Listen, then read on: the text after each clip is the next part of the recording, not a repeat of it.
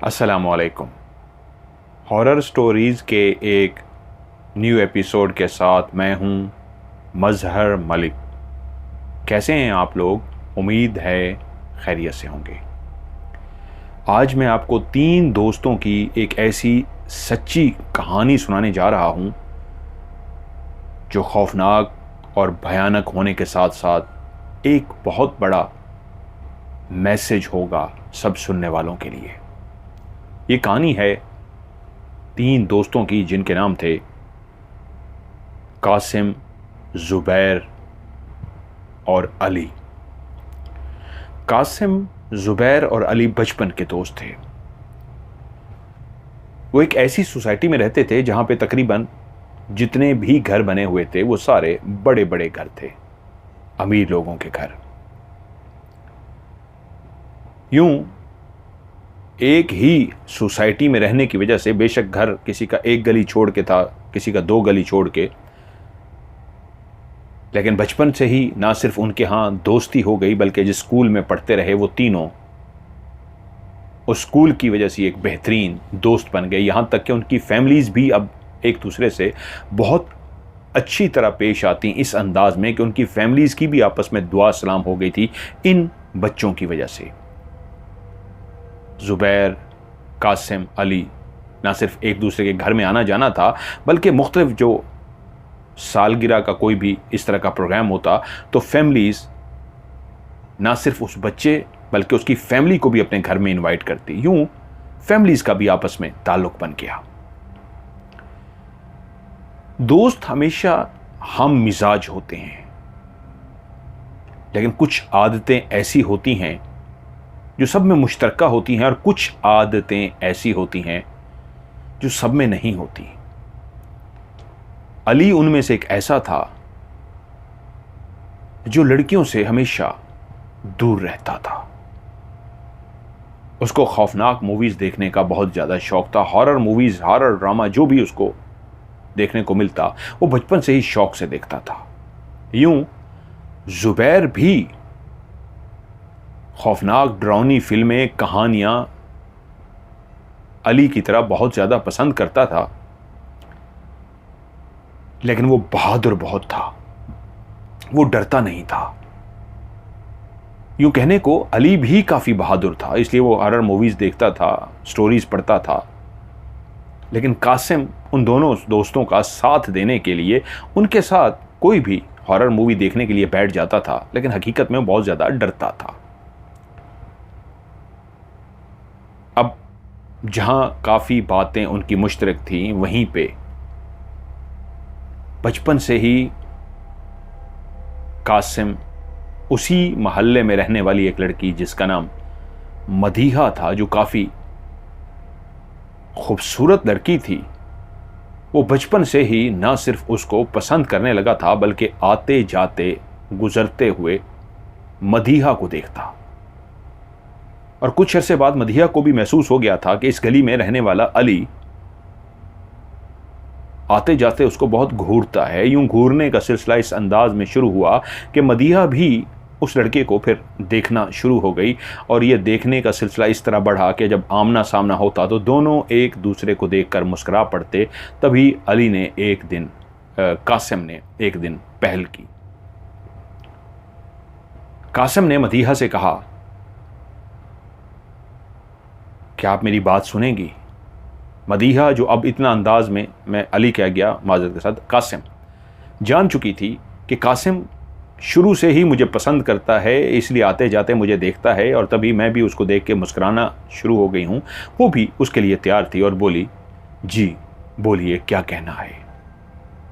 कासिम मदीहा से बोला, मुझे आप बहुत अच्छी लगती हैं, मैं रोज़ आते जाते आपको देखता हूँ, क्या आप मुझसे दोस्ती करेंगी? मदीहा आगे से मुस्कुरा पड़ी और बोली, हाँ, आप मुझे भी अच्छे लगते हैं। तो यूं उसी लम्हे कासिम ने अपना हाथ आगे बढ़ाया और कहा, मेरा नाम कासिम है। मदीहा ने कासिम के हाथ को थाम लिया और कहा, मेरा नाम मदीहा है। यूं कासिम और मदीहा की वो जो एक दोस्ती थी इस अंदाज में शुरू हुई कि अब वो ना सिर्फ रोज़ मिलते, एक दूसरे को से बात करते, मुस्कुराते, बल्कि आहिस्ता आहिस्ता वो दोस्ती मोहब्बत में बदलने लगी। इस अंदाज में कि कासिम ने मदीहा से कहा कि वो उससे प्यार करता है, दोस्ती तो एक बहाना था, वो उसको हासिल करना चाहता है, उससे मोहब्बत करता है, वो चाहता है वो उसकी ज़िंदगी में उसकी लाइफ पार्टनर बने, वो उसी से शादी करे। और शादी इसलिए मुश्किल नहीं थी कि दोनों घराने तकरीबन हम पला थे, एक जैसे ही अमीर थे, खाते पीते घराने थे। अली भी एक कासिम भी एक पढ़ा लिखा नौजवान था, पढ़ रहा था, और मदीहा भी स्टूडेंट थी, पढ़ रही थी। अगर वो दोनों आने वाले वक्त में अपने वालदैन से इस रिश्ते का जिक्र करते तो ज़्यादा उनको तगोदो ना करनी पड़ती, वालदैन इस रिश्ते को कबूल कर लेते। जहाँ कासिम और मदीहा का चक्कर चल रहा था, वो बात उन दोनों दोस्तों ज़ुबैर और अली से छुपी हुई नहीं थी।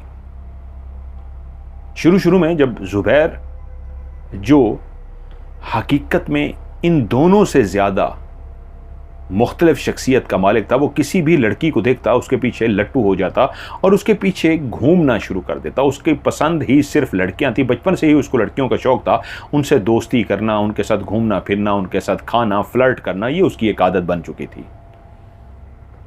जब एक दिन ज़ुबैर ने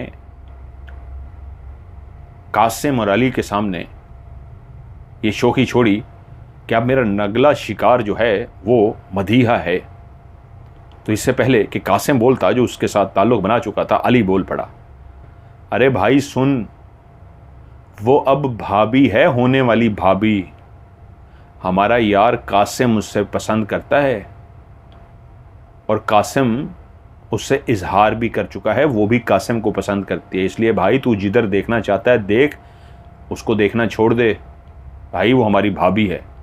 ज़ुबैर मुस्कराया, कासिम पे कंधे पे एक थपकी दी और बोला, वाह लो भाई, अगर आपने पहले ही हाथ रख लिया है तो हमारी क्या मजाल, ठीक है, हम देखेंगे भी नहीं, अगर देखेंगे तो यही देखेंगे हमारी होने वाली भाभी आ रही है।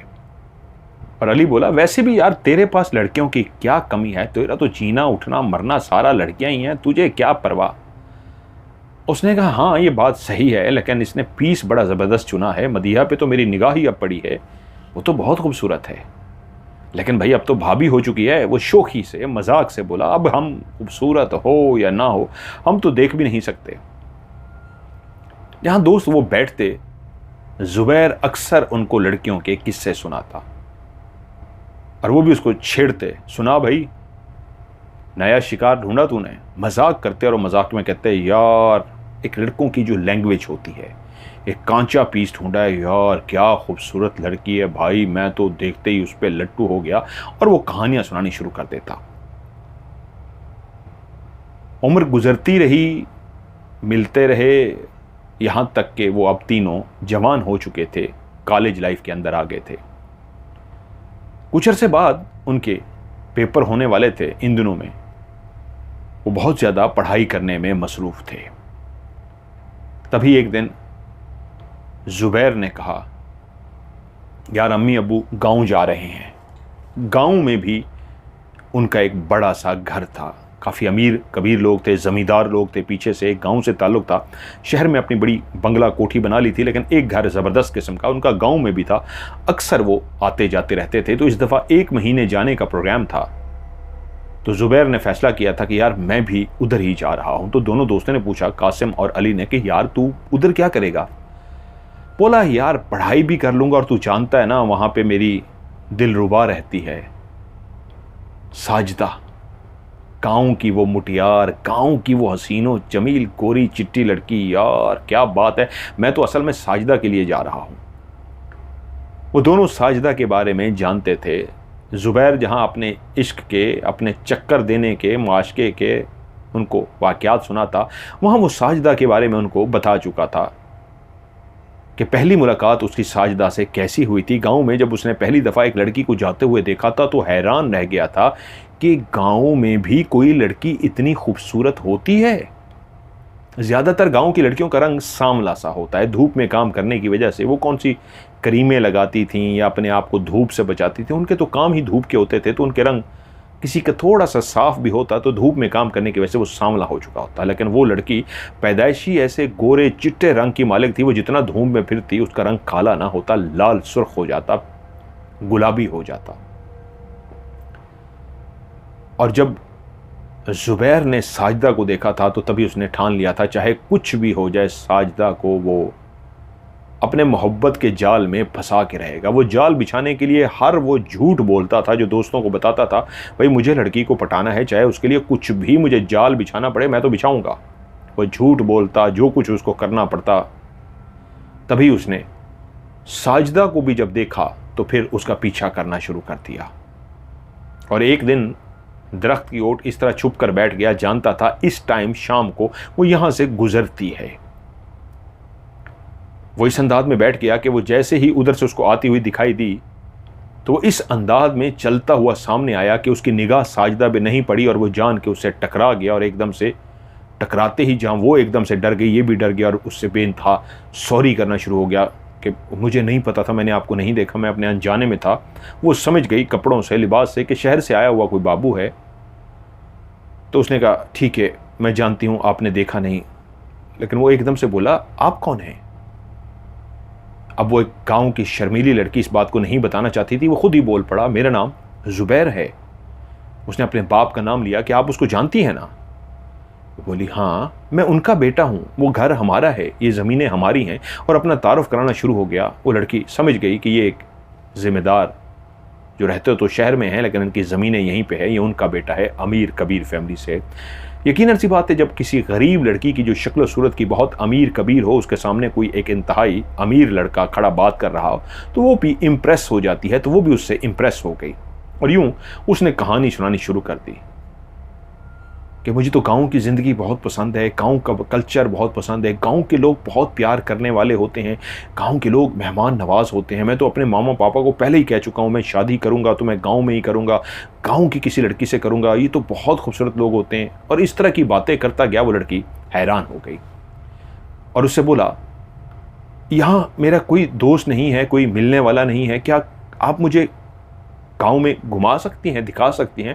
इस तरह उसको अपनी मीठी मीठी बातों में उलझाना शुरू हो गया कि वो लड़की डरी भी सही कहीं वालिदैन को पता न लग जाए, लेकिन वो मान भी गई। लेकिन वो बोला क्या आपको कल मैं एक चीज दिखा सकता हूं? उसने कहा हाँ, इकरार कर लिया। तो यूं अगले दिन ये तैयारी कर चुका था उसको एक बेहतरीन घड़ी देने के लिए।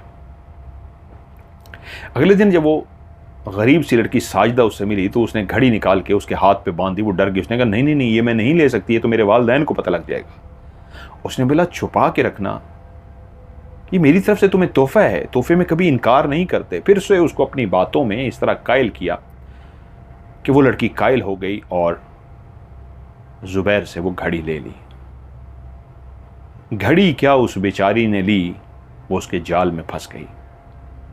और यूं वो उसको अपनी लच्छेदार बातों में इस तरह उलझाता गया और उसके दिमाग में ये बात डाल दी कि वो एक गांव की ही लड़की से शादी करने का ख्वाहिशमंद है, तो इसलिए वो चाहता है वो उसकी हेल्प करे। वो ये कुरा किसी भी लड़की के नाम निकल सकता है, तो उस लड़की के दिल में भी है या कहीं मेरे नाम ना निकल आए, तो वो इसलिए उसके साथ भी जुड़ती सी गई। उनके बीच में काफी फ्रैंकनेस हो चुकी थी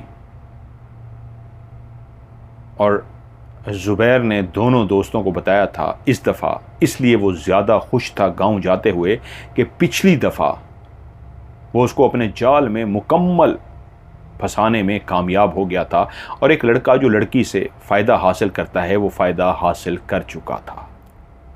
अब वो दोस्तों को बता रहा था कि भाई जब से उस गांव की लड़की से मिल के आया हूं तो भाई मैं तो शहर की लड़कियों को ही भूल गया हूं, जितनी वो खूबसूरत थी और जो मेरे लम्हात उसके साथ गुजरे। वो ऐसी बातें करता कि उसे कहते यार ऐसा मत किया कर। अली उनमें से एक ऐसा था जो कासिम को भी और जुबैर को भी ऐसी बातों से हमेशा मना करता, रोकता टोकता। और वो दोनों कहते कि ओ भाई तू तो लड़कियों की तरफ देखता नहीं है, हमें भी मना करता है। और ज़ुबैर इस दफ़ा उनको बता कर जा रहा था कि वो जा रहा है और सिर्फ जा ही इसलिए रहा है कि जिसके नशे में डूबा रहा है वो साजिदा है और वो फिर से जाके रोज़ साजिदा से मिलेगा। 1 महीना रहूँगा और 1 महीने कई तोहफे ले लिए हैं साजिदा को देने के लिए। वो यही समझ बैठी है कि मैं वाकई गाँव की किसी लड़की से शादी करना चाहता हूँ। उस पागल को क्या पता कि मेरी ज़िंदगी में कितनी आईं और कितनी गईं। यूँ उसने दोस्तों को खुदा हाफिज़ किया और रवाना हो गया। अब उनकी उम्र 24-25 साल हो चुकी थी। वो एक बड़े नौजवान हो गए थे, बचपन से साथ थे। इन दिनों कासिम काफ़ी डिप्रेशन का शिकार था। फिर एक दिन उसने अली से कहा कि आज मैंने घर वालों को कह दिया है, आज रात को मैं तेरी तरफ आ रहा हूँ वहीं पढ़ाई करने के बहाने, क्योंकि तेरे माँ बाप तो गए हुए हैं। मैंने मॉम डैड को कह दिया हुआ है कि मैं आज अली के पास रहूँगा और वहीं पढ़ाई करूँगा। तेरे घर में कोई नहीं है, फ़न करेंगे, आज एंजॉय करेंगे। मैं अब खुश हो गया हूँ। जिस चीज़ से मैं डरा हुआ था, परेशान था, उससे मेरी जान छूट गई है। अब मुझे खुशी मनानी है, अब मुझे फ़न करना है, अब मैं आज़ाद हूँ। यूँ वो अपने घर वालों से इजाज़त लेकर अली के घर आ गया। उधर ज़ुबैर जो साजिदा से मिला था, जब वो पिछली दफ़ा गया था, तो वहीं गांव से काफ़ी आगे जाके एक कच्चा सा मकान था जो टूट फूट का शिकार हो चुका था। वो इस तरह का मकान था कि उसका गेट की जो बड़ी सी जगह बनाई गई थी वो अब टूट चुका था। उस गेट से आप जैसे ही दाखिल होते कच्ची मट्टी की बड़ी सी दीवारें थीं, लेकिन हकीकत में ये कच्चा सा सहन बना हुआ था। इसी सहन के आगे एक बड़ा सा कमरा था। उस कमरे के अंदर और उस कमरे के बाहर जो कपास उस जगह पे उगाई जाती थी, तो कपास की जो लकड़ियां होती हैं, खुश्क लकड़ियां, वो सारी वहीं पे पड़ी हुई थी, जो गांव के लोग जलाने के लिए इस्तेमाल करते हैं। चूल्हे में ईंधन के तौर पे लकड़ियां इस्तेमाल करते हैं। तो कपास की शुरू में सारी लकड़ियां पड़ी हुई थी, लेकिन एक रास्ता बना हुआ था। और वो जो कच्चा सा कमरा था, वहाँ पे किसी ने अपने जानवरों के भूसा या एक वो जो होता है उसको रख के ऊपर मट्टी का लेप दे दिया था ताकि वो बारिशों से महफूज रहे। और एक छोटा सा रास्ता फिर पीछे की तरफ जाता, वहाँ पे एक और कमरा बना हुआ था जो खाली खड़ा था। और ज़ुबैर ने पिछली दफ़ा उसी कमरे का इंतखाब किया था, घूम फिर के वो कमरा देख आया था और वो साजिदा को बहला फुसला कर उसी कमरे में ले गया था। और उसी कमरे में वो उसी के साथ जिस्मानी ताल्लुक बनाता रहा था। खाना पीना पैसा हर चीज़ की आज़ादी थी, तो इसलिए वो बिगड़ चुका था। इस दफ़ा जब वो गांव पहुंचा तो काफ़ी कोशिश के बावजूद उसको साजिदा नज़र ना आई। वो परेशान था कि साजिदा से कैसे मिले, किसी और लड़की की गांव के लड़की के साथ उसका ताल्लुक तो था नहीं। अब किससे पैगाम पहुंचवाता? उसने लड़कों के साथ भी खास कोई दोस्ती नहीं बनाई हुई थी।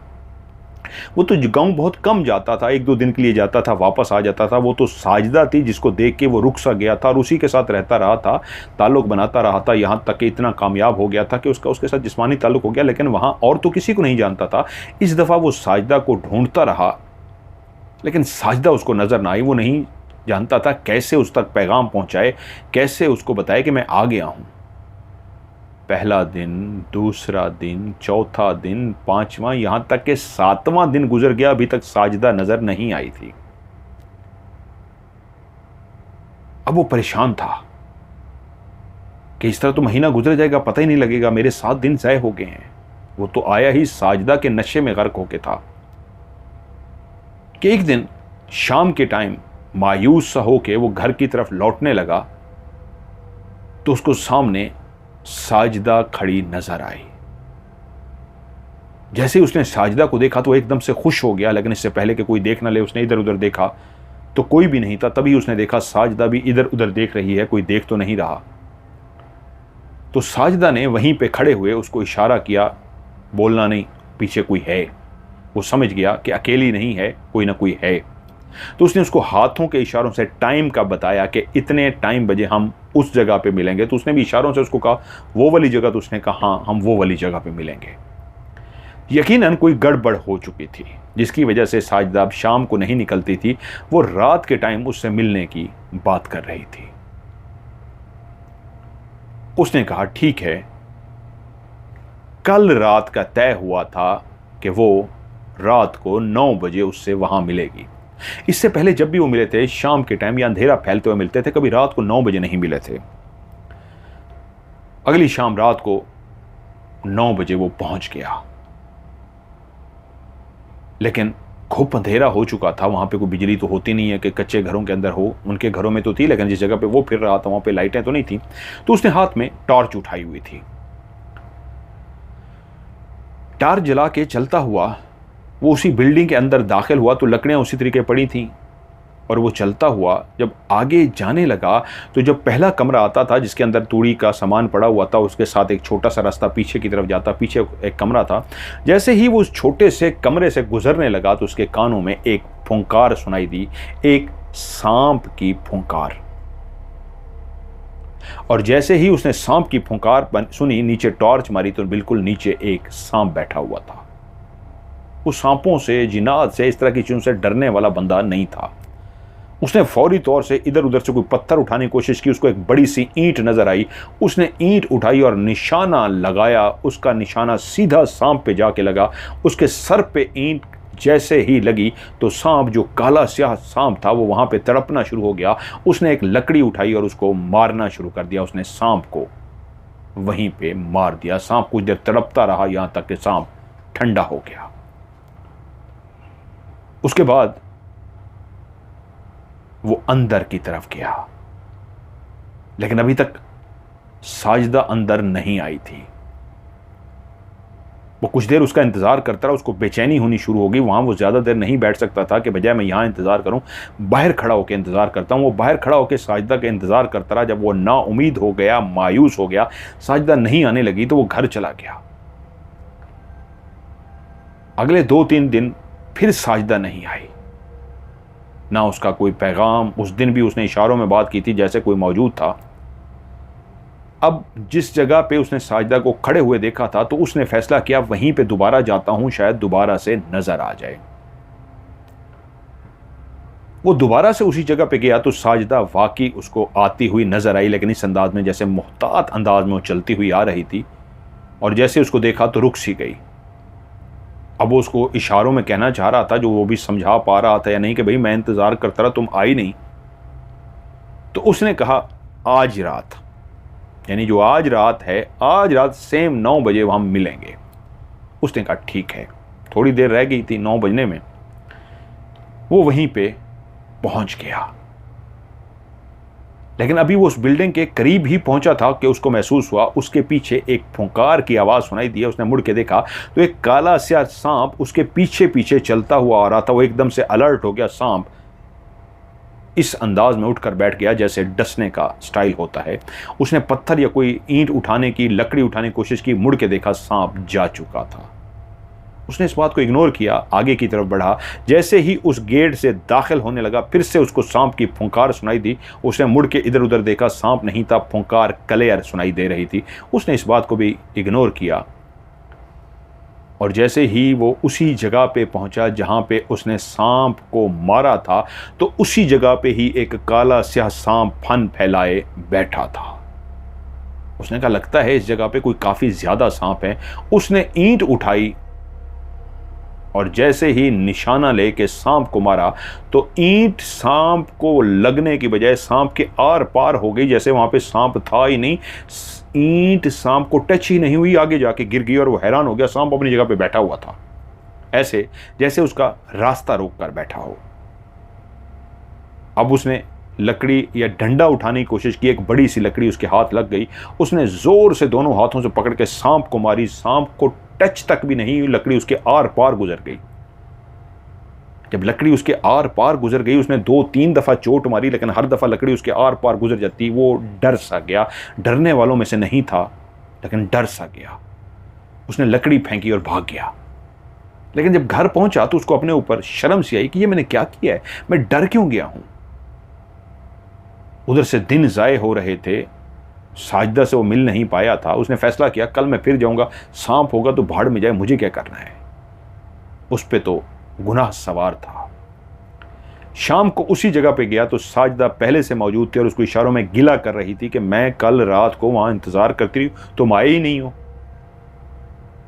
अब वो उसको इशारों में सांप का इशारा करके बता रहा है, वो समझ नहीं पा रही, कह रही है मुझे कुछ समझ नहीं आ रही क्या कह रहे हो।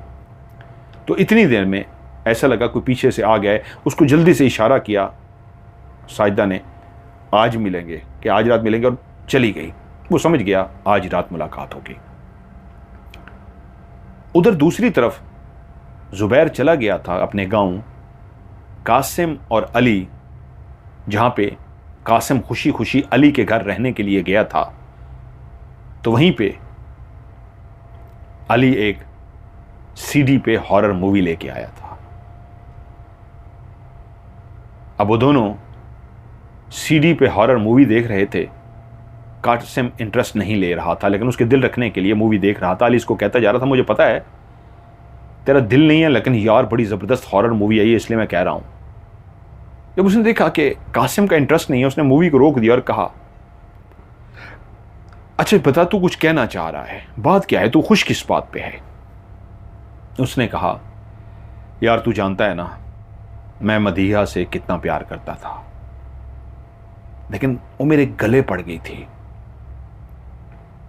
उसने एक ही रट लगा दी थी, अपने माँ बाप को कब मेरे घर भेज रहे हो, अपने माँ बाप को कब मेरे घर भेज रहे हो, और मैं इस रट से तंग आ गया था।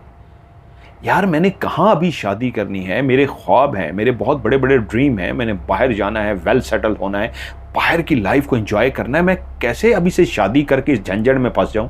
हाँ अगर मदीहा से शादी करनी भी होगी तो यार वक्त लगेगा, लेकिन जिस तरह उसने मुझे तंग किया ना, मेरे दिल से ही उतर गई है। अरे मैंने तो उसके आगे हाथ जोड़ लिए कि मेरा पीछा छोड़ दो। वो मुझसे बोली, तुमने तो ऐसी मोहब्बत की बातें की थी, ये किया था, वो किया था, फलां किया था। तो मैंने कहा क्या करूं, तुमने तो मेरा जीना हराम कर दिया, अभी तालीम मुकम्मल नहीं हुई, इस उम्र के में कौन शादी करता है, अभी बनना है, अभी कुछ अपने आप को सेट करना है, ये करना है, वो करना है। मैं उसकी यार किल किल से इतना परेशान हो गया था कि उसकी मेरी इतनी लड़ाइयाँ हो रही थी। फिर मैंने उसे कह दिया, मैं तुझसे शादी ना कर रहा हूं, ना कभी जिंदगी भर करूंगा, मुझे तुझसे नफरत है, नफरत। वो बोली, तुम तो मोहब्बत के दावे करते थे, तुमने तो ये कहा था, ये कहा था, ये कहा था, तुम आज तक मेरे जिस्म से खेलते रहे इसी बात पे कि मैं तुम्हारी बीवी बनूंगी। मैंने अपना वजूद तुम्हारे हवाले इसलिए किया कि तुम्हारी बीवी बनूंगी, और अब तुम मुझे कह रहे हो तुम्हें मुझसे नफरत है।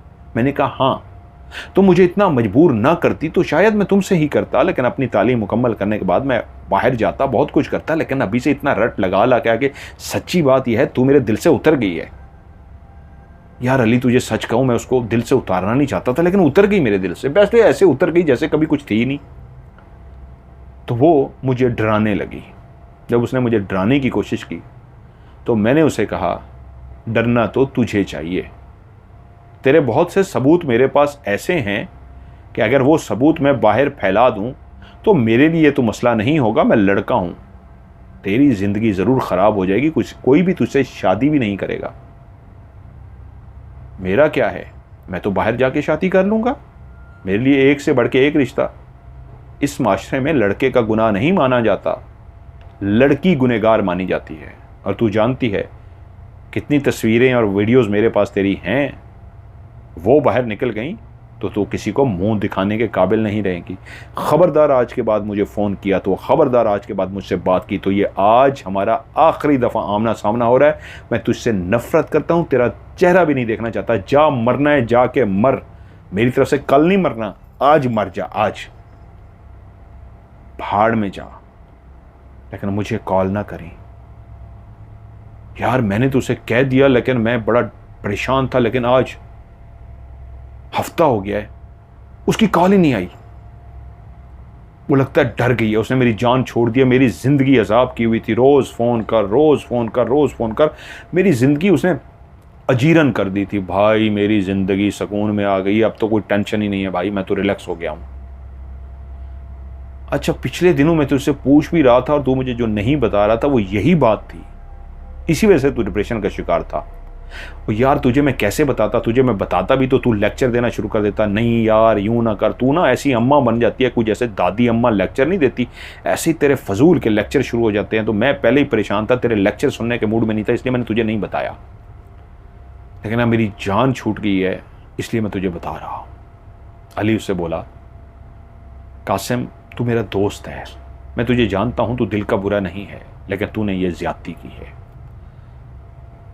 मदीहा बहुत अच्छी लड़की है और तू बचपन से उसके साथ, तूने उसको अपनी मोहब्बत के जाल में फंसाया, उसको मोहब्बत का यकीन दिलाया, वो तुझसे बहुत अटैच हो गई यार, और तूने उसके साथ ये किया है।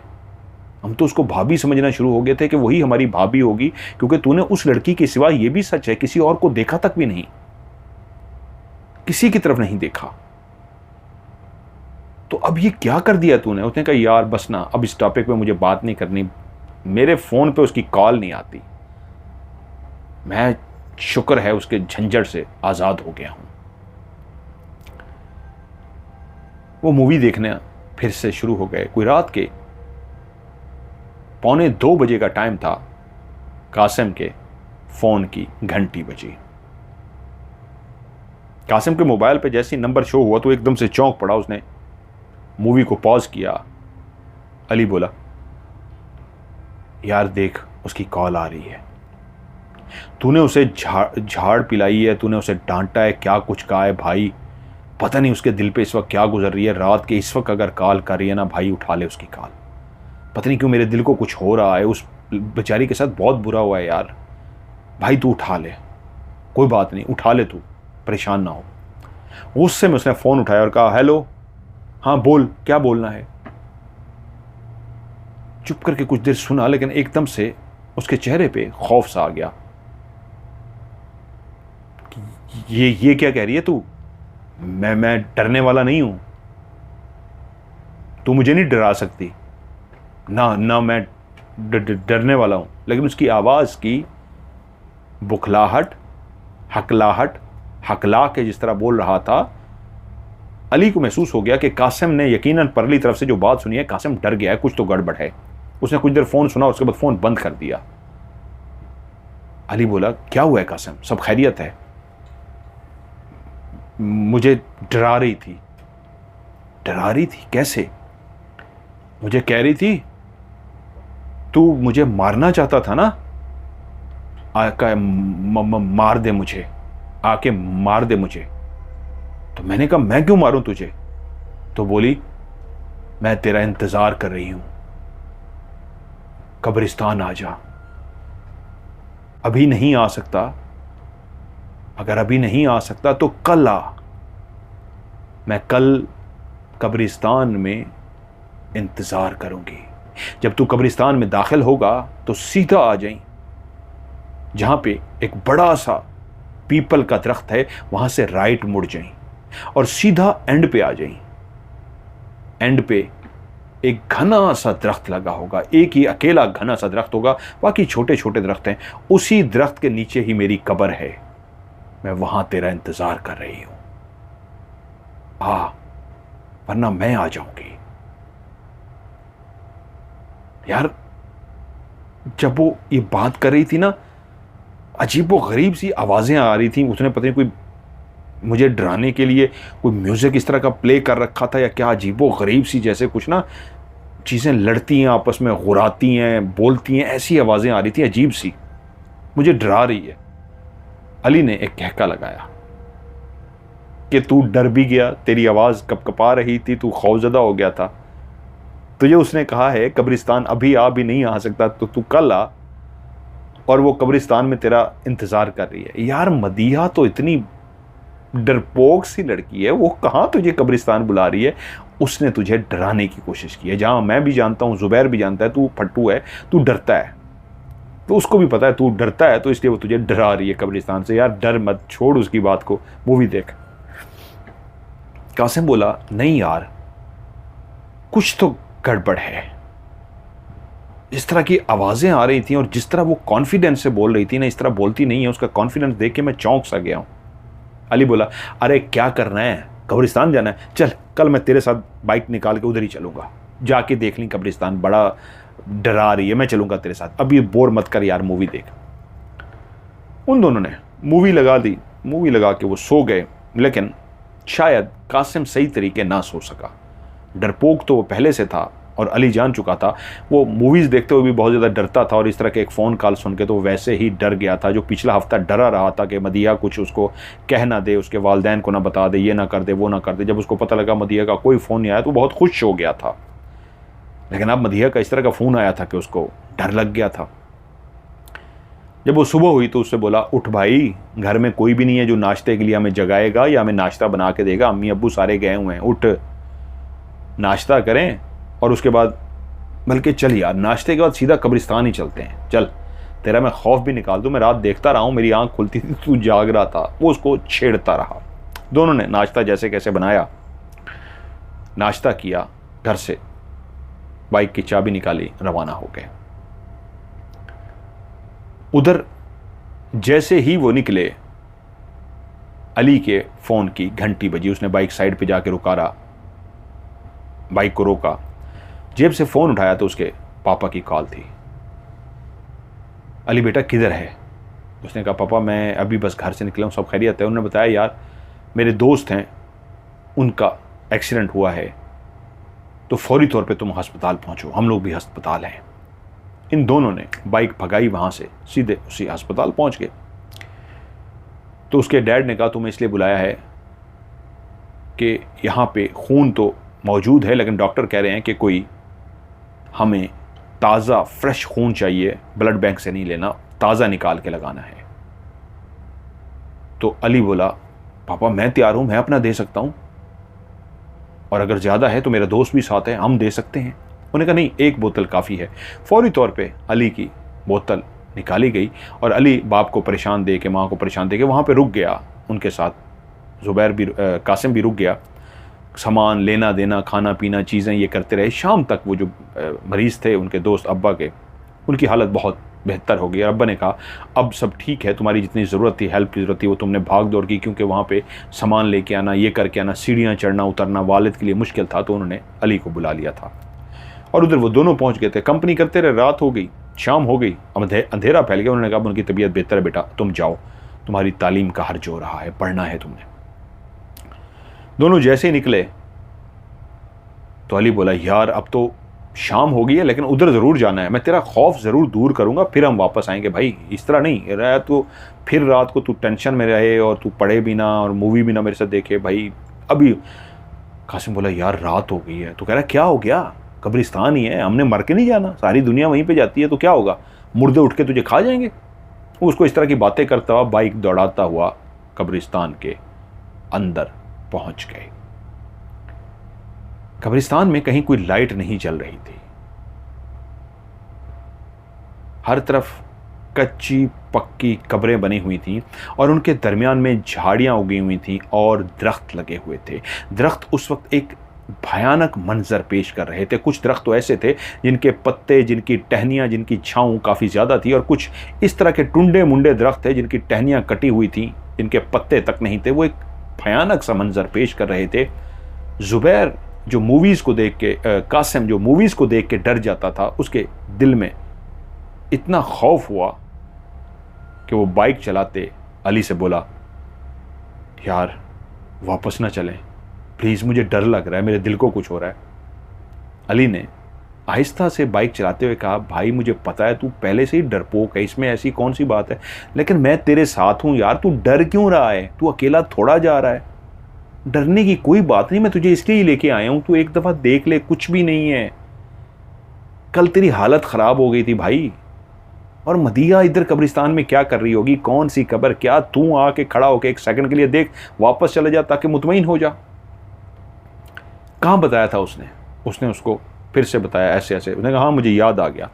वो बाइक चलाता हुआ एक जगह पे उसने बाइक को खड़ा कर दिया, वो दरख्त तक पहुँचे चलते हुए, और उसके बाद अब कब्रों के बीच में से चलते चलते चलते टॉर्च उन्होंने पकड़ी हुई थी, अली के हाथ में टॉर्च थी। मोबाइल उन दिनों में जो आते थे, उस वक्त नई नई टॉर्च मोबाइल के पीछे आनी शुरू हुई थी। अब तो हर मोबाइल के पीछे हम फ्लैश लाइट ऑन कर देते हैं, वो एक टॉर्च आती थी बाकायदा। उसने वो मोबाइल की टॉर्च ऑन कर ली थी। वो टॉर्च उसने हाथ में पकड़ी हुई, मोबाइल पकड़ा हुआ। वो चलते चलते सामने ही उनको वही दरख्त नजर आ गया। वो बिल्कुल उस दरख्त के करीब पहुंच गए। जैसे ही उस दरख्त के सामने पहुंचे, उसने दरख्त को देखा, उसने कहा हाँ यही उसने दरख्त कहा था। अली ने कहका लगाया, हाँ मदीहा मदीहा मदीहा, कहाँ हो, आ जाओ। वो इस तरह मजाक करना शुरू हो गया, क्योंकि वो दोस्त का हौसला असल में बढ़ा रहा था। वो मजाक कब्रिस्तान में नहीं कर रहा था, दोस्त को ये दिखाना चाह रहा था भाई कुछ भी नहीं है, तू डर रहा है, तेरी हालत खराब है, भाई कुछ भी नहीं है। कहाँ है मदीहा? वो आवाज़ें आ रही थीं जैसे भूत लड़ रहे हों, पता नहीं कैसी आवाज़ें थी। भाई कुछ भी नहीं है। सब अल्लाह के नेक भी गुनहगार लोग भी इन कब्रिस्तानों में सोए हुए हैं। इन कब्रों में अल्लाह के वो बंदे थे जो कभी हमारी तरह चलते फिरते थे, मर गए, आज वो लेटे हैं। हम भी मर जाएंगे, इसी तरह कब्र में लेटे होंगे। अमाल हैं हमारे, जैसे हमारे अमाल होंगे वैसे सज़ा भी मिलेगी, उसकी जज़ा भी मिलेगी, अमालों की बुनियाद पे मिलेगी। अली बोले जा रहा था, वो ये ना देख सका कि कासिम टिकटिकी बांधे कुछ देख रहा है और उसकी आंखों में बेइंतहा खौफ उतर चुका है। और बोलते बोलते अली जब रुका तो उसने कासिम के चेहरे की तरफ देखा और कहा, कासिम कासिम। कासिम की आंखें खौफ से बाहर निकल रही थीं, उसके चेहरे पे बेइंतहा खौफ आ गया। तो उसने मुड़ के नीचे की तरफ देखा तो कासिम नीचे वाली कब्र को देख रहा था। और जब उसने उसी कब्र की तरफ देखा तो उसके भी 14 तबक रोशन हो गए। नीचे जो एक ताज़ा कब्र बनी हुई थी, कच्ची सी कब्र जिसके ऊपर गुलाब के फूल पड़े हुए थे, जिनको देख के लगता था अभी कुछ दिन पहले ही डाले गए थे, जो सूख चुके थे, लेकिन ताज़ा बिल्कुल तो नहीं थे, लेकिन लगता था बहुत पुराने भी नहीं हैं, ताज़ा बनी कोई कब्र है। और जहाँ पे तख्ती लगी थी उस तख्ती पे लिखा हुआ था मदीहा का नाम और उसके वालिद का नाम, दुख्तर मदीहा, दुख्तर फलां के फलां की बेटी। ये देख के अली भी चौंक गया, उसके भी 14 तबक रोशन हो गए। जो अभी तक अपने दोस्त को मुतमईन करने में लगा हुआ था कि उसने देखा ये तो मदीहा की कब्र है, उसने आंखों को बार बार झपका, लाइट को इधर उधर मारा ताकि गौर कर ले कि भाई ये क्या है, मजाक है, सही है, लेकिन वो तो माँ की मदीहा की कब्र थी। उसने कब्र को जब देख लिया, यकीन हो गया कि कब्र सच्ची है, तो ऊपर अपने दोस्त को देख के बोला, अरे भाई क्या वाकई मदीहा मर गई? अरे ये कैसे हो सकता है? अब जिस सोसाइटी में वो रहते थे, मदीहा उनकी पीछे वाली गली में रहती थी, वो ऐसी सोसाइटी नहीं थी कि वहाँ पे मरने पे सबको इनवाइट किया जाता था, बुलाया जाता था। आज भी मॉल टाउन में मैं रहता रहा हूँ लाहौर में, वहाँ पे जब कहीं किसी की फौतगी होती थी, हमारी साथ वाली गली में लोग गुजर जाते थे, जो जान पहचान वाले दूर के रिश्तेदार आते थे, सिर्फ वही आके बैठते थे, वरना पता तक नहीं लगता था। लोग एक दूसरे से मिलना जुलना नहीं रखते प्राइवेसी की वजह से। वो भी एक हाई सोसाइटी थी, अगर मरी थी या नहीं मरी थी ये तो अभी नहीं जानते थे, लेकिन अगर वाकई मर भी गई थी तो वहाँ लोगों को पता नहीं लगता था कि कोई मर गया है। छोटे मोहल्लों में तो बात फैल जाती है, सारे आते हैं, बड़ी सोसाइटीज़ में नहीं पता लगता। घरों के अंदर एहतमाम करके चुपके से वो लोग अपने रिश्तेदारों को बुला के वो कर देते हैं। अब वो दोनों इस बात को खड़े सोच रहे थे कि ये क्या हो गया है, कि अली अपने दोस्त को हौसला देने के लिए आगे बढ़ा। वो जिसकी आंखें पहले ही खौफ से फैल चुकी थी, जो खड़ा मुसलसल कांप रहा था, वो अली भी नहीं जानता था उसी कब्र के अंदर से 2 काले स्याह हाथ बाहर निकले। कब्र की एक जगह इस तरह सिरक गई कि उसके अंदर से 2 सुराख से बन गए। उन दोनों सुराखों के अंदर से काले स्याह हाथ, जैसे किसी जानवर के हाथ होते हैं, लेकिन उसकी उंगलियां बिल्कुल इंसान की तरह थी, काले स्याह हाथ थे, वो बिल्कुल बाहर आ गए। और उन हाथों ने पास खड़े कासिम की टांगों को थाम लिया। जैसे ही कासिम की टांगों को उन हाथों ने पकड़ा, कासिम बुत सा बन गया, ना चीख मार सका, ना भाग सका, ना हिल सका, ना हरकत कर सका, बुत सा बन गया। अभी उसको कब्र का शॉक जो पहुंचा था, उस शॉक से निकला नहीं था कि एक हाथ निकले और उसके जब पाँव को उन्होंने दबोचा, उसने नीचे सिर्फ एक दफ़ा देखा और उसके बाद गर्दन जब ऊपर की तो वो बुत सा बन गया। अली क्या बोले जा रहा था अपने दोस्त को हौसला देने के लिए, क्या कहे जा रहा था, कासिम के तो कानों में आवाज़ ही नहीं आ रही थी। और अली उसको कही जा रहा था, भाई तू परेशान मत हो, पता नहीं वो मरी है या नहीं मरी, ठीक है ये मदीहा की कब्र है, पता नहीं क्यों डरा रही है मदीहा, अगर वो मर चुकी है तो वो फ़ोन कैसे कर सकती है। मैं तुझे इसलिए कब्रिस्तान लेके आया हूँ कि वो खुद भी डर गया था कि जो मर जाते हैं वो फ़ोन तो नहीं कर सकते ना। रात तो उसने मोबाइल से फ़ोन किया था, तो मैं यही समझा था वो डरा रही है। वो इस तरह अटक अटक कर बोल रहा था, खौफज़दा हो गया था। उसके कहने का यही मतलब था कि मैं इसलिए तुझे कब्रिस्तान लेके आया हूँ कि मैं समझ गया था वो मरी नहीं है, वो तुझे डरा रही है। कभी मुर्दे भी कॉल करते हैं, कभी कब्रों से भी कॉल आती हैं, वो तुझे डरा रही है। तेरे खौफ को ख़त्म करने की खातिर मैं तो तुझे कब्रिस्तान लेके आया था कि जहाँ आएंगे देखेंगे कुछ भी नहीं होगा, तुझे भी यकीन आ जाएगा वो तुझे डरा रही है। लेकिन ये तो माजरा कुछ और है, परेशान मत हो। कल हम उसके घर से जाके ना पता करने की कोशिश करेंगे। उसने उसको कहा चल, हाँ हम चलते हैं। उसको पकड़ा, लेकिन ऐसा लगा कि उसका जिस्म ठंडा सा हो गया, वो तो हिल नहीं रहा। कासिम कासिम, उसने कासिम को ऐसे खींचा, लेकिन कासिम अपनी जगह से हिल भी ना पाया। वो हैरान हुआ, ये हिल क्यों नहीं रहा। उसी लम्हे उसको ऐसा महसूस हुआ नीचे की तरफ। उसने जैसे ही मोबाइल की टॉर्च नीचे मारी तो एकदम से उसके रही सही कसर जवाब देगी। वो बेहोश होते होते बचा। तब उसको पता लगा जो बुत सा बना अपनी जगह पे खड़ा है, कब्र के अंदर से 2 हाथ निकल चुके हैं और वो 2 हाथ दोस्त की टांगों को थाम चुके हैं। तभी जैसे ही मोबाइल की टॉर्च नीचे पड़ी तो उसने देखा अब दोस्त वहीं खड़ा खटा घसीटता हुआ जा रहा है, बिल्कुल आहिस्ता आहिस्ता आहिस्ता आहिस्ता कोई उसको घसीट रहा है और घसीटते घसीटते अपनी तरफ खींच रहा है। और उसने जैसे ही देखा कि कब्र से निकले हुए हाथ जो काले स्याह हैं, जैसे किसी जानवर के हाथ हों, लेकिन उंगलियां इंसान की तरफ काली स्याह ड्राउनी सी थीं जो उसको कब्र की तरफ खींच रही थी, एकदम से उसने कहा तो रुक, मैं किसी को मदद के लिए पुकारता हूं। और वो दौड़ना शुरू हो गया। दौड़ते दौड़ते दौड़ते अभी कब्रिस्तान में ही कुछ 25-30 कदम ही कोई भागा था कि एकदम से वो किसी से जोर से टकराया। लाइट तो इतनी ज़्यादा नहीं थी, अंदाजे से ही भाग रहा था। चल तो सकते हैं, अंधेरे में भाग नहीं सकते। जैसे ही टकराया तो एकदम से वो और खौफज़दा हो गया। मुंह के बल गिरते गिरते ज़मीन पे बचा। उसके कानों में आवाज़ आई, बेटा तुम ठीक हो। इससे पहले कि वो और खौफज़दा हो जाता, बेहोश हो जाता, पता नहीं किससे टकरा गया हूँ, कौन सी नई आफत या कौन सी नई बला आ गई है। जब एक इंसान की आवाज़ कानों में पड़ी जिसने बेटा कह के मुखातिब किया था, उसका हौसला आया। वो नीचे ही पड़ा हुआ हाँफ रहा था। उसने ऊपर की तरफ देखा तो एक बुज़ुर्ग हस्ती वहाँ सफ़ेद शलवार कमीज़ पहने, सफ़ेद दाढ़ी के साथ खड़े थे। और वो उससे पूछ रहे थे, तुम खैरियत से हो ना बेटा। उसकी जान में जान नहीं। उसने कहा हाँ मैं खैरियत से हूँ। उसने कहा क्या हुआ, इतने घबराए हुए क्यों हो। उसने कहा मेरे दोस्त को मदद की ज़रूरत है। उन्होंने उसको हाथ का सहारा दिया, पकड़ उसको खड़ा किया, कहा आओ आओ मेरे साथ आओ। उस बुज़ुर्ग की वजह से पता नहीं क्या उनके अंदर ऐसी कशिश थी, नूरानी चेहरा था कि उसके अंदर एक हौसला सा आ गया, उसका कुछ खौफ ख़त्म हो गया। उस बुज़ुर्ग को लेके उसी कब्र की तरफ जाने लगा। जब वो वहाँ पहुँचे तो क्या देखते हैं, कासिम के पाँव कब्र के अंदर जा चुके हैं। कासिम ज़मीन पे पड़ा हुआ है, बेहोशी की हालत में है। उसका एक पाँव अंदर जा चुका है और दूसरी टांग का पाँव भी और पाँव के ऊपर वाला कुछ हिस्सा भी घुटने तक अंदर जा चुका है। यानी एक हिस्सा घुटने तक कब्र के अंदर जा चुका है और एक पाँव सिर्फ पाँव की हद तक कब्र के अंदर गया है।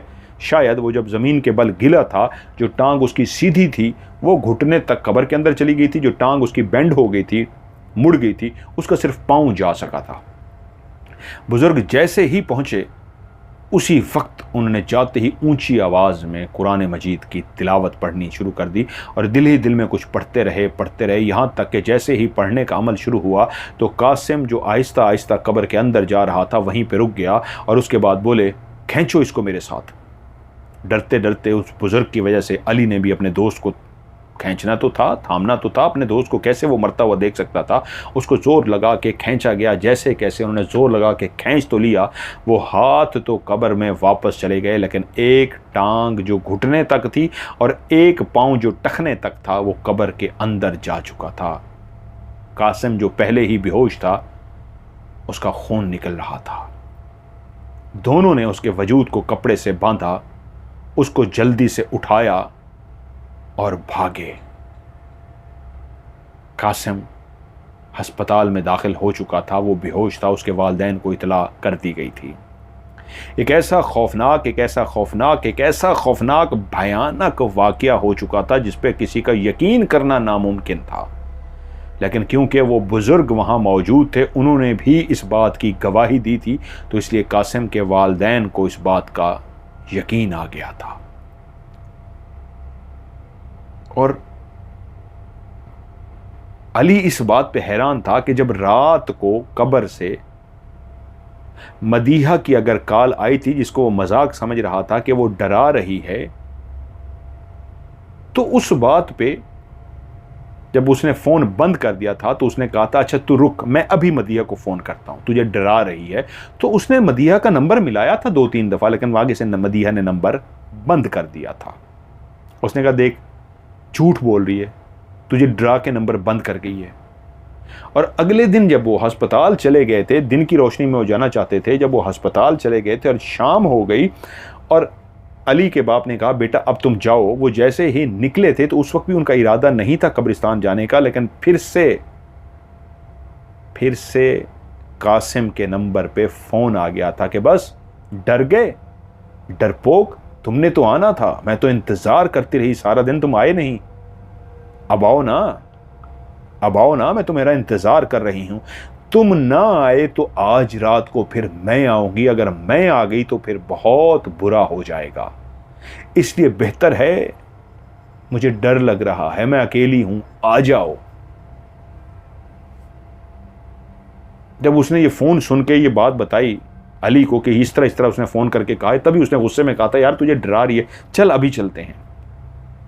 और वो कब्रिस्तान चले गए थे, लेकिन कब्रिस्तान में जैसे ही अली ने हाथों को देखा था, टॉर्च मारी थी, तो हाथों को देखते ही उस वक्त एक आवाज़ क्लियर अली ने सुनी थी। उस वक्त वो समझता था शायद कासिम भी सुन रहा है।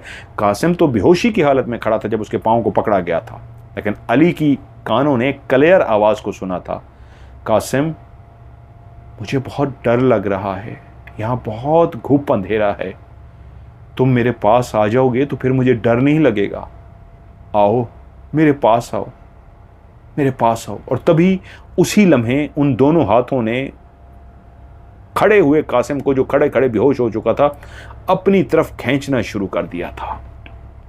तभी वो भागा था अस्पताल में, जहां कासिम अभी बेहोश था, रात थी, उसके वालिदैन आ चुके थे, वो बुजुर्ग के साथ बेंच पे बैठा था। तो वो उनसे बोला मैं कैसे आपका शुक्रिया अदा करूं, आप अल्लाह का फरिश्ता बन के आए हैं, आप अल्लाह की नेक हस्ती हैं, आप कौन हैं, आप कैसे वहाँ पे आ गए। वो बुज़ुर्ग बोले बेटा मैं तो अपनी बीवी की कब्र पे फातिहा करने के लिए आया था, आज मैं लेट हो गया था, मैं रोज़ आता हूँ लेकिन आज मैं लेट हो गया, मैं नागा नहीं करना चाहता था, मैं फातिहा पढ़ के मुड़ने ही लगा कि मेरे कानों ने एक अजीब सी आवाज़ को सुना था, किसी के बोलने की आवाज़ आई, लेकिन उसके बाद कोई एक अजीब सी लड़की की कोई आवाज़ आ रही थी कि मैं अकेली हूँ, तुम आ जाओ, कुछ समझ नहीं, अजीब सी आवाज़ थी। तो एकदम से उसको याद आ गया, वो बोला वो आपने भी सुनी थी आवाज़ें? ने कहा थोड़ी सी, और तभी मैं उसी तरफ मुड़ गया था कि तुम मुझसे आके टकरा गए, मैं भी उसी तरफ जा रहा था कि आवाज़ कहाँ से आ रही है, वो क्या आवाज़ थी, क्या तुमने सुनी थी? अली बोला हाँ, कब्र के अंदर से वो जो काले स्याह हाथ आए थे, उसी लम्हे वो आवाज़ भी आई थी, मैं कब्र के अंदर अकेली हूँ, मुझे डर लग रहा है, मेरे पास आ जाओ, फिर मैं डरूंगी नहीं। बुजुर्ग बोले वो मुझे समझ आ गई थी, लेकिन इस आवाज़ को मैं नहीं सुन सका था, अब तुमने बताया वो ये जुमले बोले गए थे, कौन है ये लड़की और ये क्या है लड़का? मुख्तसर वहीं पे बैठे हुए अली ने सारा वाकया बता दिया। वो बोले शायद आज मैं इसीलिए ही लेट हुआ हूँ, वरना मैं शाम को आके फातिहा पढ़ के चला जाता था, आज मैं शायद लेट भी इसलिए हुआ हूँ कि मुझे लग रहा था कि आज दिल कह रहा था नागा ना करो आज जाओ, नागा ना करो आज जाओ, वरना मैं अमूमन रात को नहीं जाता, मेरे दिल की धड़कन भी कुछ तेज़ थी, मुझे कुछ महसूस हो रहा था, शायद अल्लाह ताला ने मुझसे ये काम लेना था। बेटा उसने खुदकुशी की है, खुदकुशी हराम मौत है, हराम मौत की अल्लाह ताला ने बहुत सख्त सज़ा रखी है, कोई कितना ही नेक क्यों ना हो, अगर वो खुदकुशी कर ले तो बहुत बड़ी सज़ा है उसके लिए। वो तो मर गई, उसके लिए तो सज़ा लिख दी गई, लेकिन वो मर के भी बेचैन थी, उसका हमजाद बेचैन था। तभी वो बदले की आग में उसका जो हमजाद था उसको कब्र के अंदर खींच रहा था। ये जो काली कब्र होती है ना, घुप अंधेरे वाली, इसके राज बड़े खौफनाक होते हैं। कहाँ खुशबुएं होती हैं, कहाँ आग होती है, कहाँ क्या नज़ारा होता है। वो जो हमजाद उस वक्त हाथों की शक्ल में नज़र आया था और जो आवाज़ सुनाई दे रही थी, उसी लड़की का हमजाद था जो बदले की आग में तड़प रहा था। वो खुद तो मर गई, लेकिन उसकी बदले की आग नहीं ख़त्म हुई तो उसका हमजाद उसको घसीट रहा था। हमजाद ऐसा कर सकता है, लेकिन इस बच्चे ने भी गुनाह किया। जहाँ उस लड़की ने गुनाह कबीरा किया, खुदकुशी की, इस बच्चे ने भी उसके साथ गुनाह किया, ज़्यादती की। इसलिए इसको भी सज़ा मिली। इसने उसके साथ ज़्यादती ना की होती तो शायद इसको भी सज़ा ना मिलती। ये पाँव से और एक घुटने तक टांग से महरूम ही इसलिए हो गया है। इसको भी इसकी किए की सज़ा मिल गई, लेकिन इसकी ज़िंदगी बच जाएगी। अभी तक कासिम बेहोश था, वो बोले इसकी ज़िंदगी बच जाएगी, लेकिन सारी ज़िंदगी इसको याद रहेगा, कोई किसी के साथ बुरा करता है तो उसके साथ भी बुरा होता है। वो तो चली गई, अपनी सज़ा भुगतेगी, अब ये भी सज़ा भुगतेगा। लेकिन मैं सुबह तक यहीं हूँ, कहीं वो वापस फिर से ना आए। मैं पढ़ता रहूँगा, सुबह मैं चला जाऊँगा। सुबह तक वो बुज़ुर्ग वहीं पे रहे, पढ़ते रहे। पानी उन्होंने दम करके दिया, वो बोतल, कि जब होश में आए बच्चा उसको भी पिला देना और तुम भी पी लो। अली ने भी पानी पी लिया और रख लिया कि बाकी वो कासिम को पिलाएगा। वो बुज़ुर्ग शुक्रिया अदा करके चले गए। कासिम होश में आ गया था, लेकिन एक पाँव और घुटने तक टांग से महरूम हो गया। उधर गांव में मौजूद उनका दोस्त जुबैर, जो एक सांप को मारता रहा था, लेकिन सांप उससे मरा नहीं था। वो लकड़ी मारता था, उसको लगती नहीं थी, डर के भाग आया था। तो वो अपने आप को लान तान कर रहा था कि मैं एक सांप से डर गया। मैं सांप से क्यों डरा? मुझे तो सांप से डरना ही नहीं चाहिए था।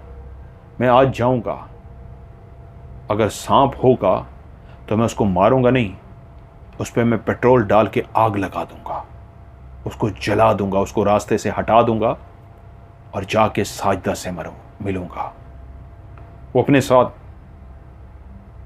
आग यानी माचिस और पेट्रोल लेकर गया और जब उसी जगह पे पहुंचा तो उसी तरह सांप ने उसका इस्तकबाल किया। उसने उस पर पेट्रोल छिड़का और आग लगा दी, लेकिन वो आग सांप को नहीं लगी। सांप अपनी जगह पे बैठा रहा। उसके बाद वो ऐसा खौफजदा हुआ कि वहां से इस अंदाज में भागा कि घर पहुंचा तो बेहोश हो गया। उसको बुखार हो चुका था। जब उसको होश में लाया गया तो वो बोलने के काबिल नहीं था। और उसके बाद जो उसने माँ बाप को बताया था वो बहुत खौफनाक था। वो साजदा जिसके लिए वो उसके पीछे गया था वो मर चुकी थी। वो जो साजदा उसको नज़र आ रही थी वो बाद में पता लगा था जब उसने अपने माँ बाप की कहानी सुनाई कि वो सांप का वाक़या, आग लगाई से, वो सारा कुछ, और जिस चीज़ से वो डर के भागा था उसके सामने साजदा आ गई थी। वो खुश हो गया था कि चलो सांप को बाहर आग नहीं लगी, खैर है, साजदा आ गई, मैं इससे मिलूँ। और साजदा से मिलने के लिए जब वो आगे हुआ था, साजदा ने जब बाहें खोली थी तो साजदा उसके आर पार गुजर गई थी और वो डर गया। और उसी वक्त जो सामने साजदा खड़ी थी वो ज़ोरदार कहके लगा के हंसना शुरू हो गई कि तेरी असलियत में जान चुकी हूँ, तूने मुझे माँ बना दिया इस उम्र में, और मैं किस अंदाज में माँ बनूं अपने घर वालों को बताऊं। और मैं ये जान चुकी हूँ, तेरी बातें सुन चुकी हूँ मरने के बाद कि तू मुझसे खिलवाड़ कर रहा है, तूने मुझसे कभी शादी नहीं करनी। तू अपने दोस्तों को बैठ के बताता है कि तू तो सिर्फ अयाशी के लिए आता है, अब देख मैं तेरे साथ क्या करती हूँ। वो इस खौफ में भाग आया। उसने जो इस तरह की बातें की थी वो जान चुकी थी, वो तो भाग आया, लेकिन उसके बाद वो इतना खौफजदा हो गया कि उसको हर जगह पे सांप नजर आना शुरू हो गया। उसके वालिदैन उसको लेकर सीधा शहर गए। शहर में अस्पताल में उसका ट्रीटमेंट हुआ, वो ठीक हो जाता, लेकिन फिर से चीखें मारना शुरू कर देता। उसको पीर फकीर इधर उधर लेके गए, कोई पानी दम करके देता, कोई तावीज़ देता, कुछ भी देता, उसको आराम ही नहीं आ रहा था। एक अल्लाह वाले के पास उसको लेकर गए तो उन अल्लाह वालों ने उसके लिए कहा था, इसने बहुत सारी लड़कियों का गुनाह किया है और ये गुनाह पे गुनाह करता जा रहा था। जिस मासूम के साथ आखिर में इसने किया है वो इसके सारे गुनाहों को जान चुकी थी। हर मरने के बाद जो हमजाद होता है, हर इंसान का हमजाद सामने नहीं आता, ताकत नहीं करता। कितनी लड़कियां थीं जो इसकी वजह से गुनाह में डूबी, इसने उनको रुलाया, दिल दुखाया, लेकिन वो लड़की माँ बनने वाली थी, इसलिए वो मर तो गई, लेकिन वो शायद बदला लेने का फ़ैसला कर चुकी है। इसको कोई नहीं बचा सकता सिवाय अल्लाह की ज़ात के। अगर अल्लाह की ज़ात इसकी तौबा कबूल कर ले तो ठीक, वरना ये नहीं बचेगा। किसी की ज़िंदगियों को जो तमाशा बनाता है, एक दिन ज़िंदगी उसकी भी तमाशा बन जाती है। और वाकई जितना इलाज कराया वो दिमागी तवाज़ुन खो बैठा था, दीवाना हो गया था, पागल हो गया था, उसको कोई होश नहीं रहता। उसके कपड़े के अंदर गंदगी हो जाती थी, वो पागल हो जाता था। माँ बाप ने जितना उसका ख्याल किया, पागल खाने में दाखिल कराया, जितना इलाज कराया, कोई फ़र्क नहीं पड़ा। ज़ुबैर काफ़ी अरसा पागलपन में एक ऐसी बदतर तमाशे वाली ज़िंदगी बन के रहा कि जैसे इबरत का निशान उसको बना दिया गया हो, और उसके बाद वो अल्लाह को प्यारा हो गया। और उधर वो जो ज़िंदगी में खामोश सा हो गया था, व्हील चेयर पर आ गया था, जो अब चल फिर नहीं सकता था, जिसको सज़ा मिल चुकी थी, वहीं पर वो कहता मेरे गुनाहों की सज़ा ये है कि टांगों से महरूम हो गया हूँ, सारी ज़िंदगी अब अपाहज रहूँगा।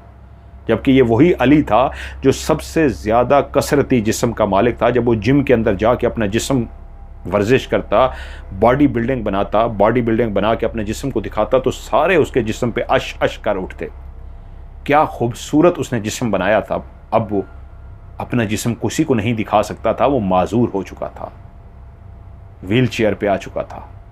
और वो कहता उसके गुनाह इतने थे कि वो पागल होकर मर गया। मेरा गुनाह ये था, मेरी वजह से उस लड़की ने खुदकुशी की थी। और बाद में जो पता लगा था, उस लड़की ने जहर की गोलियां खा ली थी, और जब तक वालिदैन को पता लगा था वो मर चुकी थी।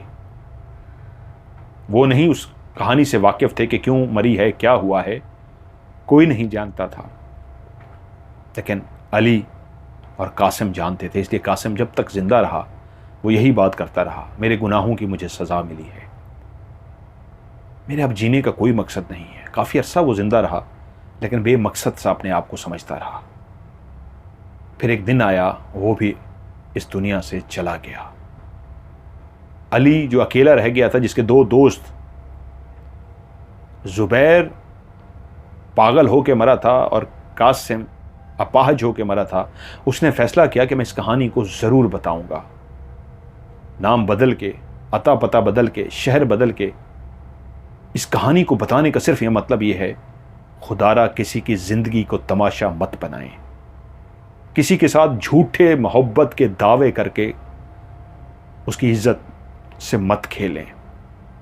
लोग अपनी अना की तस्कीन के लिए, अपने जज्बात की तस्कीन के लिए झूठे दावे करके, झूठी कस्में खा के, फ्रॉड करके इज्जतों से खेलते हैं। फिर ये नहीं जानते किसी के लिए तो कोई एक मामूली सी बात होती है, और किसी के लिए इतनी बड़ी बात कि कोई अपनी जान ले लेता है। बहुत सारी कहानी में चीज़ें उन्होंने जो मुझे खुल के बताई, मैंने नहीं बताई, छुपा दी किसी की इज्जत की खातिर, वो चाहे कुछ साजिदा की थी या मदीहा की, भी मैंने जान के वो हटा दी।